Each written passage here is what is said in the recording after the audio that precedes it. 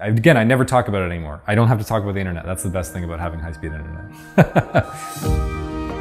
My name is Garth Laidlaw. I'm an animator and illustrator, and I moved to Granville Ferry, Nova Scotia about a year ago. My experience with internet connection in this area was really, really bad. It was just unusable. Like, you couldn't upload anything, basically.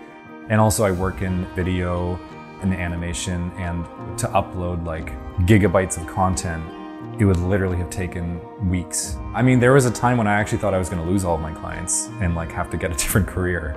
That was how significant it was. Fiber optic internet with the speeds that it provided was absolutely a game changer for my career. I think my productivity went up at least 200 or 300% after that happened. So many different uses, so many small things that you don't really consider that use a little bit of data. When you no longer have to think about that at all, it changes everything.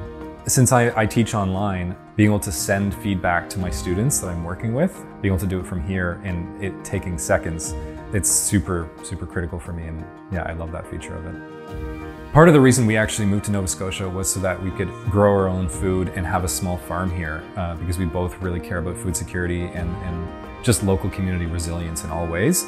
Having the internet definitely allows us to kind of broadcast what we're doing and what we're growing to a larger community.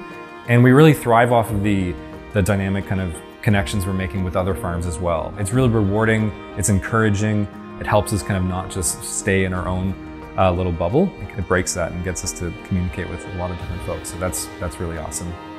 So I really think this initiative is going to really radically change the landscape of rural communities in particular, because it's going to allow these places to have diversified economies. Whereas prior to this, certain businesses would only ever function in an urban setting. It's going to really allow diversified places that have their own unique kind of vibe, which I think is really, really important. We don't all have to be in a city to experience like culture in a different sense. So I think that's really great.